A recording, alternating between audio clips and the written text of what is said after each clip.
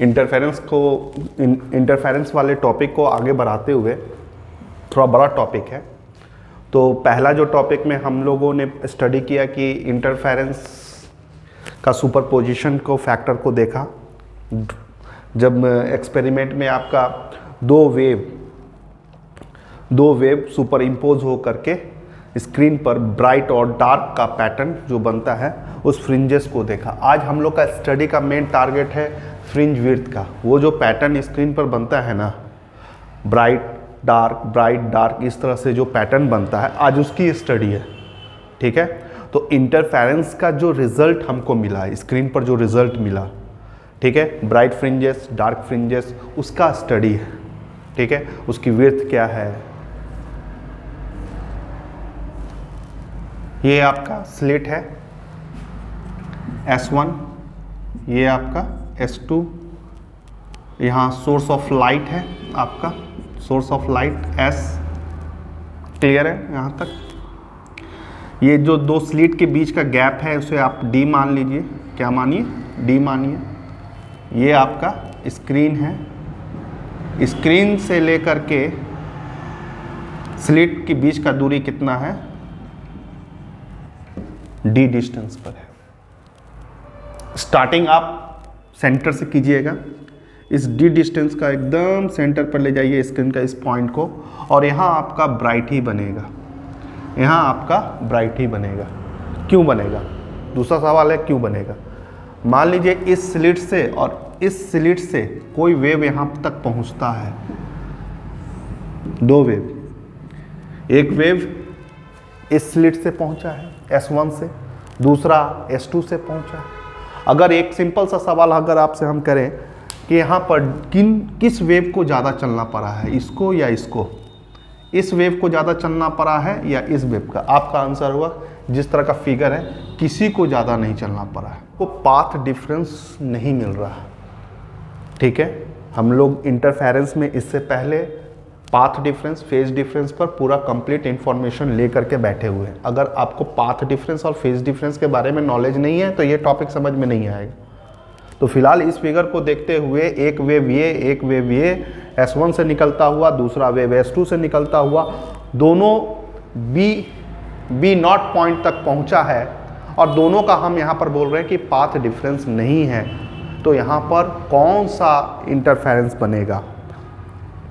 कहने का मतलब कंस्ट्रक्टिव बनेगा या डिस्ट्रक्टिव बनेगा। इसको हम ऐसा भी बोल सकते हैं कि ब्राइट बनेगा कि डार्क बनेगा। तो जब भी आपका पाथ डिफरेंस नहीं होगा तो आपका ऑलवेज कंस्ट्रक्टिव ही बनता है। कंस्ट्रक्टिव मतलब ब्राइट ही बनता है। इसके पीछे का लॉजिक क्या है? जैसे ये पहला वेव आपका है, ठीक है, पहला वेव है, ये सपोज कर लो ये वाला इस स्लिट से S1 से निकला हो।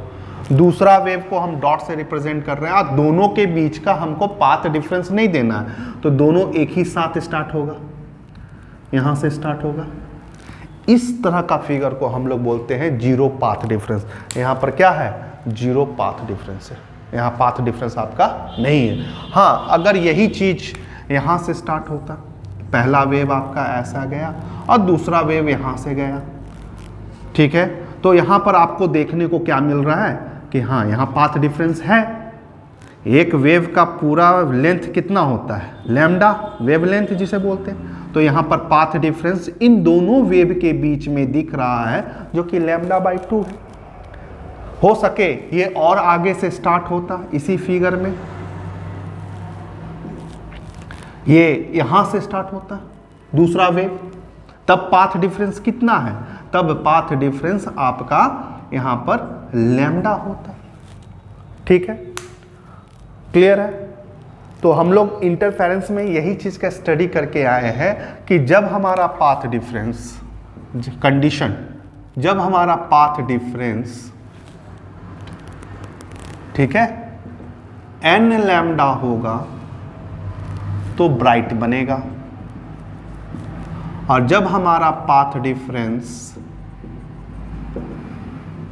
2n-1 λ/2 होगा तो डार्क बनेगा, या डिस्ट्रक्टिव या कंस्ट्रक्टिव। इसे कंस्ट्रक्टिव इंटरफेरेंस और इसको डिस्ट्रक्टिव, ये है। इसी चीज़ में हमने आपको फेज को भी लेकर के बताया था। ठीक है। तो अभी फिलहाल पाथ डिफरेंस पर आप देख लीजिए। तो आप लोग स्टार्टिंग से जानते हैं पाथ डिफरेंस अगर 0 है तो आपको क्या मिलने वाला है, ब्राइट मिलने वाला। इसीलिए सेंटर पर आपको क्या मिलेगा, ब्राइट मिलेगा। क्लियर है यहाँ तक बात समझ में आया। तो सेंटर सबसे पहले आप कहाँ से स्टार्ट कीजिएगा, स्क्रीन के सेंटर पर स्टार्ट कीजिएगा और वहाँ पर नो डाउट आपको ब्राइट इंटरफेरेंस देखने को मिलेगा। इसके पीछे का रीज़न है पाथ डिफरेंस 0 है, इस तरह का इंटरफेरेंस हो रहा है। ठीक है, अगर λ/2 होता तो हो सके ये मिलता।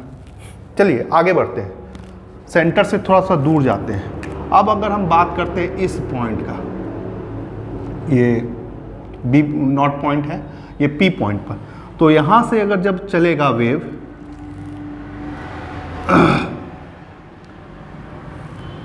एक वेव यहां से चला और दूसरा वेव यहां को चला, 2 वेव, दूसरा यहां पर भी 2 वेव आपका है। अब इस पर ध्यान मत दीजिएगा, इस पर देखिएगा। अब यहां पर आपको यहां पर देखने को मिल रहा है कि पाथ डिफरेंस क्या है आपका। यहां पर पाथ डिफरेंस, पहले देखो कि पाथ डिफरेंस है कि नहीं। जैसे यहां पर देखने से ही लग रहा था कि पाथ डिफरेंस नहीं है, लेकिन यहाँ पर तो साफ साफ पता चल रहा है इसको कम चल रहा है। S1 से जो वेव निकला है उसको कम चलना पड़ा है, और यहाँ से S2 से जो वेव निकला है जो P पॉइंट तक जा रहा है उसको ज़्यादा चलना पड़ा है। साफ है, लाइन लंबा लाइन है, ये छोटा लाइन है। ठीक है, तो यहाँ पर बेमानी है, यहाँ पर डिफरेंस है, दोनों को एक जैसा नहीं चलने को मिला है। अब उस बेमानी और उस डिफरेंस को खोजना होगा कि ये डिफरेंस अगर ठीक है, दोनों को एक बराबर तो चलने को नहीं मिला है, दोनों में डिफरेंस है, तो कितना का डिफरेंस है। कहीं वो डिफरेंस ऐसा तो नहीं है लैम्डा का हो, 2 लैम्डा का हो, 3 लैम्डा का हो। अगर ऐसा में अगर डिफरेंस आ गया तब तो ब्राइट बनेगा। और कहीं लैम्डा इस तरह का आ गया जैसे λ/2 डिफरेंस, ऐसा डिफरेंस आ गया तो हमको तो डार्क फ्रिंजेस मिलने वाला है। ठीक है, तो वो तो चेक करने वाली बात है कि यहाँ पर ये जो डिफरेंस है कितना है, कैसे खोजें। तो मेन चीज हम लोग यहाँ पर क्या खोजेंगे कि पाथ डिफरेंस इस फिगर से खोजें। पाथ डिफरेंस खोजने के लिए अब हम यहाँ पर एक फिगर क्या करेंगे, इस पॉइंट से इस लाइन पर परपेंडिकुलर ड्रॉ कर देंगे। जैसे ये वाला पर ध्यान दीजिएगा, अब इसको ध्यान देना बंद कर दीजिए, इससे कोई मतलब नहीं है आपको। ये वाला तो समझ गया कि आप ब्राइट ही बनेगा क्योंकि पाथ।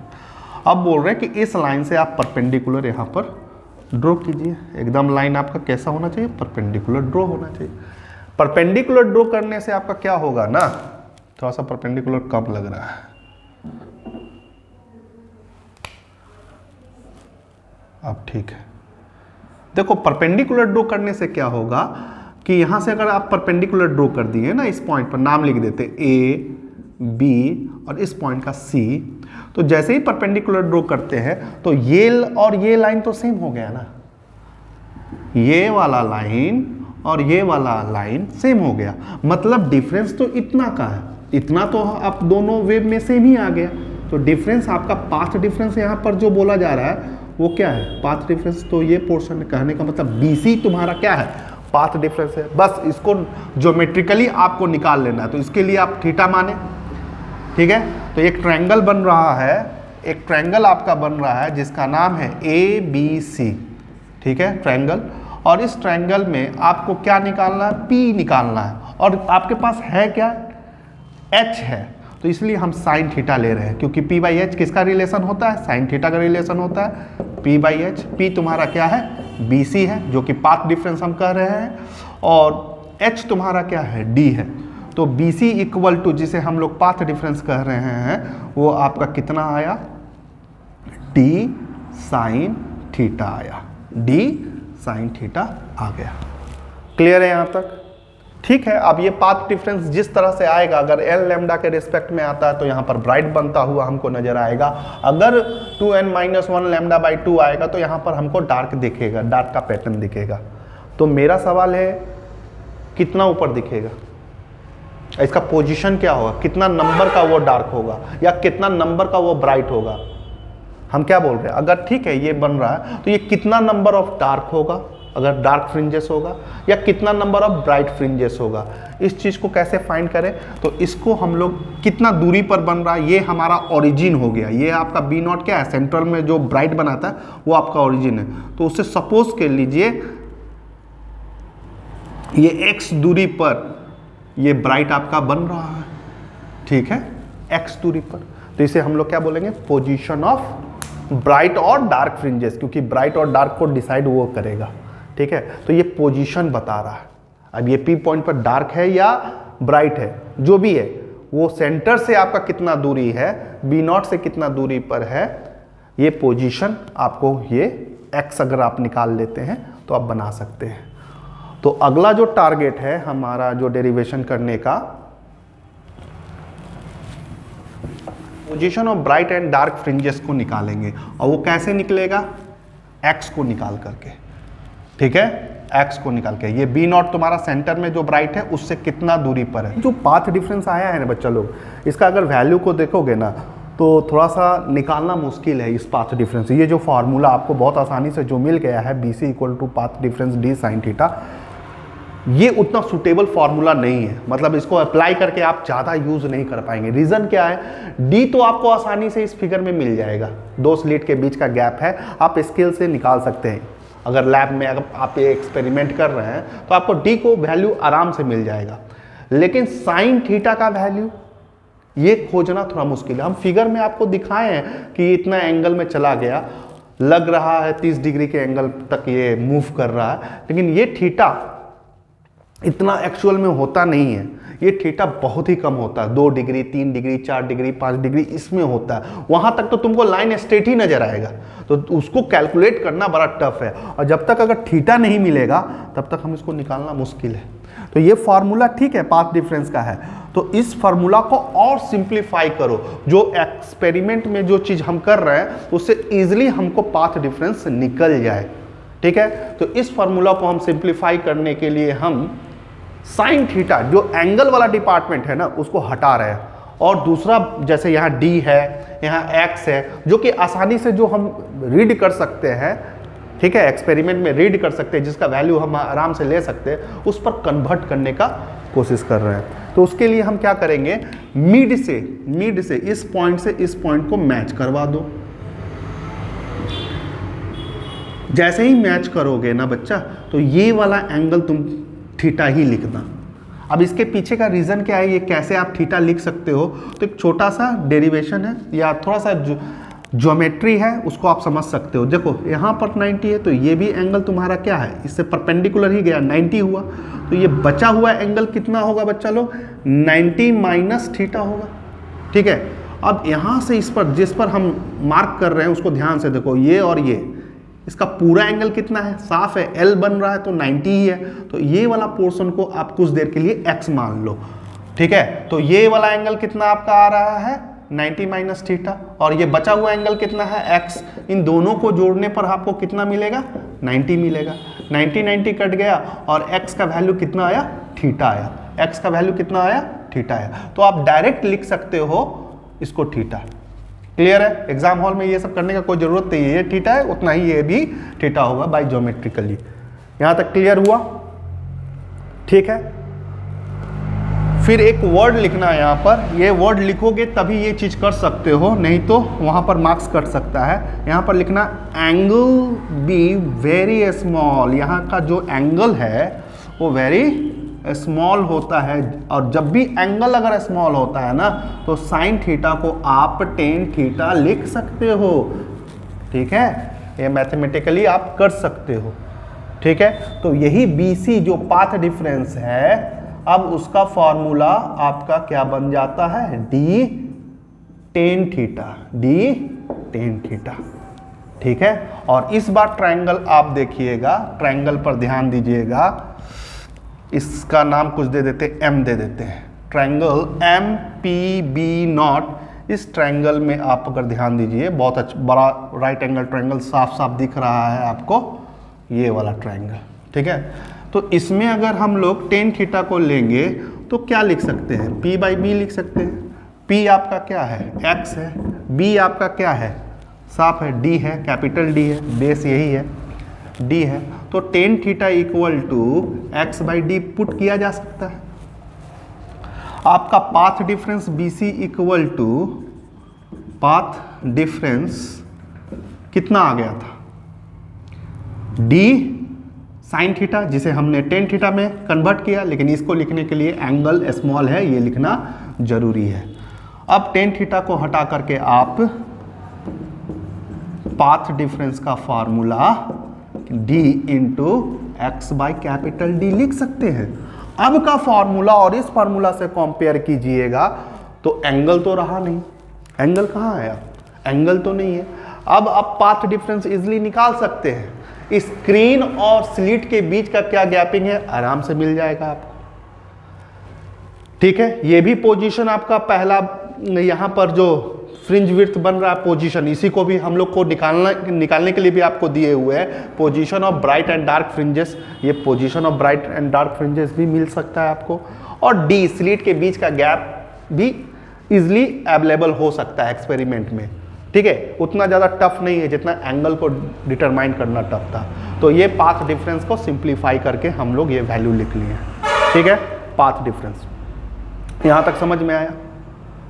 अब बात करते हैं पोजीशन ऑफ ब्राइट और डार्क फ्रिंजेस के लिए हमको क्या करना होगा। कुछ नहीं करना होगा। अगर ये पाथ डिफरेंस इसके इक्वेट करते हैं, अगर ये पाथ डिफरेंस, ये वाला क्या है, बीसी का वैल्यू है, ये बीसी का वैल्यू अगर इससे इक्वेट होगा, मतलब इसके बराबर का रहेगा, तो मेरे को ब्राइट मिलेगा, ठीक है। अगर पाथ डिफरेंस ये इसको इक्वेट अगर डार्क वाले कंडीशन से करते हैं तो हमको क्या मिलने वाला है, डार्क फ्रिंजेस मिलेगा। और कितना नंबर का वो डार्क होगा उसको एक्स से भी कैलकुलेट किया जा सकता है। तो चलो ये करके बतला रहे हैं आपको। पाथ डिफरेंस जिसे हम बीसी भी बोल रहे हैं इस फिगर के हिसाब से, और जो कि x small D capital D के इतना बराबर है, दैट इज योर इक्वेशन 1। आपको फॉर ब्राइट के लिए चाहिए, फॉर ब्राइट, ब्राइट का पोजीशन को डिटरमाइन करना है, ब्राइट का पोजीशन को डिटरमाइन करना है, तो इसको यूज कीजिएगा। डार्क का फ्रिंज विड्थ को डिटरमाइन करना है तो इसका यूज कीजिएगा। यहां पर दो जगह यूज होगा इस फार्मूला को आप, एक तो पोजीशन के लिए और एक विड्थ के लिए। लेकिन विड्थ किसका, अगर ब्राइट का है ना तो आपको डार्क का विड्थ मिलेगा। किसका मिलेगा, डार्क का विड्थ मिलेगा, ठीक है, विड्थ ऑफ डार्क। तो ये अब इस पर ध्यान दीजिएगा, पोजीशन एक निकालेंगे और विड्थ निकालेंगे, लेकिन विड्थ किसका निकलेगा, फ्रिंज विड्थ किसका निकलेगा, ब्राइट का नहीं निकलेगा, डार्क का निकलेगा। ऐसा क्यों होगा हम आपको आगे बताएंगे। तो पहले तो निकाल ले। तो ब्राइट के लिए तो कंडीशन फॉर ब्राइट क्या है, एक तो पाथ डिफरेंस है, ऐसा है पाथ डिफरेंस जो हम लोग पढ़े हुए हैं फॉर कंस्ट्रक्टिव,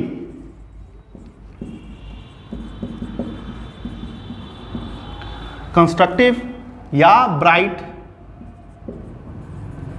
बोलेंगे तो आप क्या यहां पर पाथ डिफरेंस दीजिएगा, आप दीजिएगा एन लैम्डा। ये इक्वेशन नंबर 2 हो गया। दोनों को आपस में इक्वेट कर दीजिए, इक्वेटिंग 1 and 2।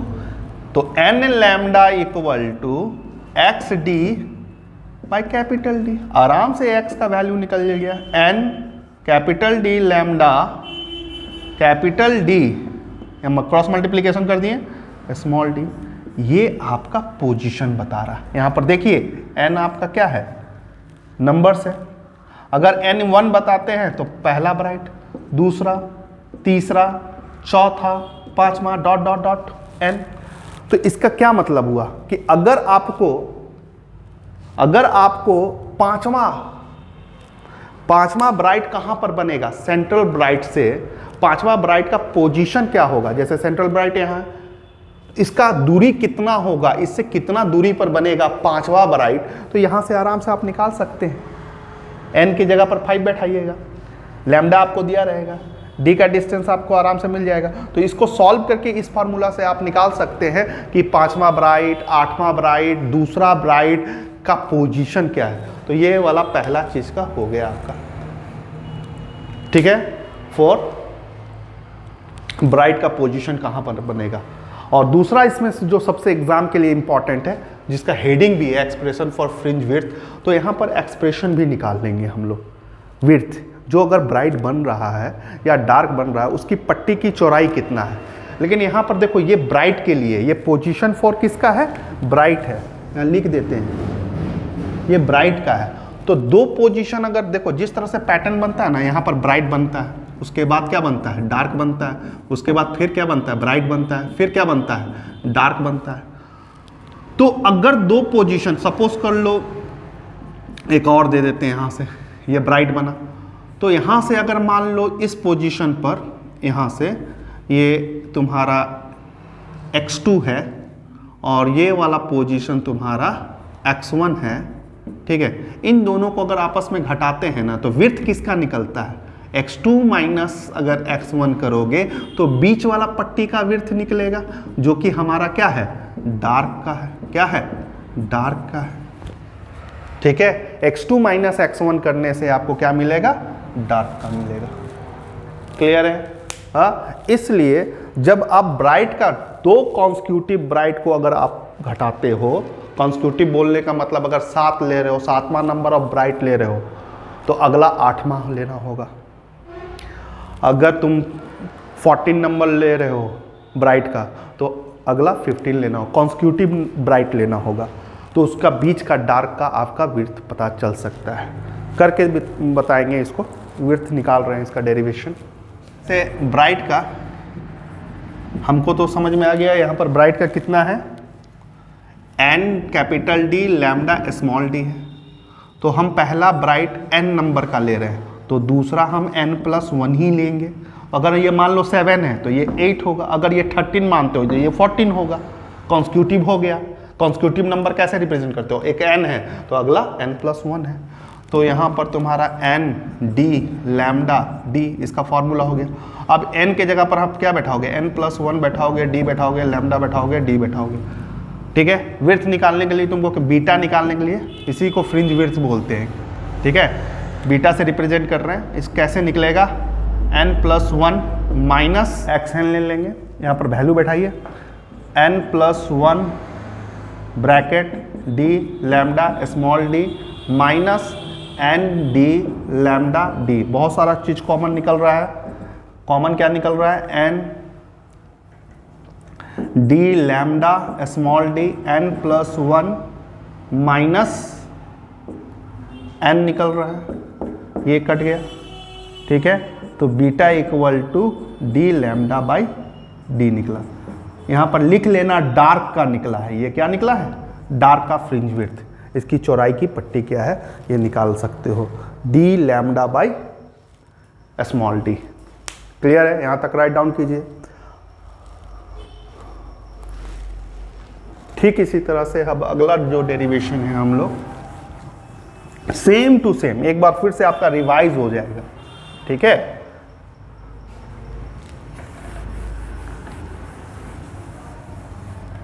यहाँ फॉर ब्राइट का ना लिख करके हम लोग यहाँ लिखेंगे डार्क। डार्क का पोजीशन और विड्थ दोनों निकालेंगे, ठीक है। डार्क नहीं, यहाँ पर जब डार्क का पोजीशन को घटाओगे ना तो ब्राइट का मिल जाएगा, ब्राइट, ठीक है। चलिए निकालते हैं कैसे। पाथ डिफरेंस फॉर डार्क और डिस्ट्रक्टिव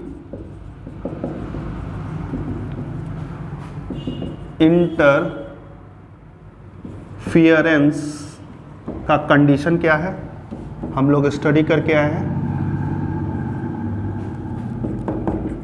कंडीशन क्या है, बस आपको याद रखना है इस चीज को। पाथ डिफरेंस का कंडीशन है 2n-1 लैम्डा बाई 2। तो दोनों को इक्वेट कर देंगे, इक्वेटिंग 1 and 2, दोनों को इक्वेट कीजिए। एक्स डी कैपिटल डी, यहाँ पर 2n-1 लैम्डा बाई 2। यहाँ पर आप x आराम से निकाल सकते हैं। x equal to 2n minus 1 D lambda by 2d हो गया। क्लियर है, बहुत आसान से निकल गया। विड्थ निकालना है, फ्रिंज विड्थ निकालना है, बीटा निकालना है, लेकिन भाई ये तेरा किसका है, डार्क का है, ये आपका डार्क का है, तो ब्राइट का निकलेगा। ये क्या निकलेगा, फ्रिंज विड्थ ब्राइट का निकलेगा। तुमको ऐसा भी क्वेश्चन दे सकता है कि दोनों का फ्रिंज विड्थ सेम ही आएगा, दोनों का जो पट्टी बन रहा है ना वो सेम विड्थ का होगा, ये भी प्रूव करो। तो दोनों को निकाल करके यहाँ पर आराम से कर सकते हो। तो पहला क्या करोगे, एक्स एन लोगे, एन प्लस 1 जैसे अभी किए थे, और एक एक्स एन का, और निकाल करके घटा करके चेक कर लेंगे हम लोग।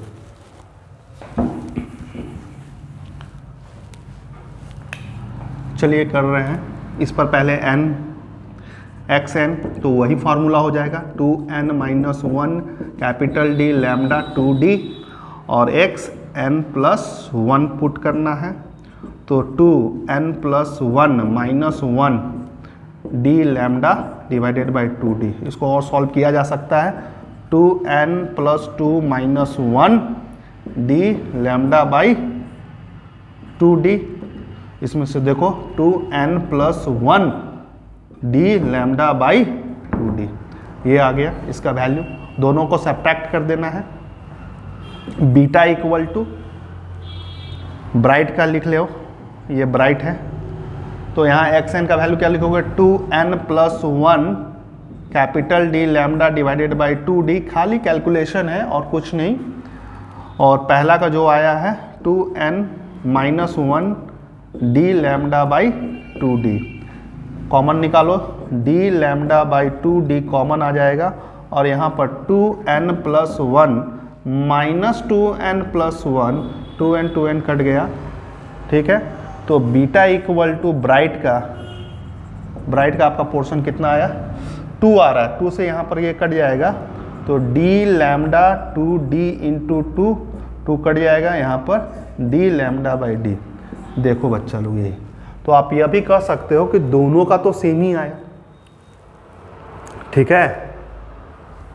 तो यहाँ से ये भी पता चल रहा है कि दोनों का फ्रिंज विड्थ भी हम लोगों को क्या आया है, सेम आया है, चेंज नहीं आया है। डी लैम्डा बाई डी उसका भी उतना ही आया था। तो यहाँ पर स्क्रीन पर बनने वाला जो पट्टी है, यहाँ पर जो विड्थ है वो एक ही जैसा बनता है। जितना चौड़ा ब्राइट का बनता है उतना ही चौड़ा आपका डार्क का बनता है, ठीक है।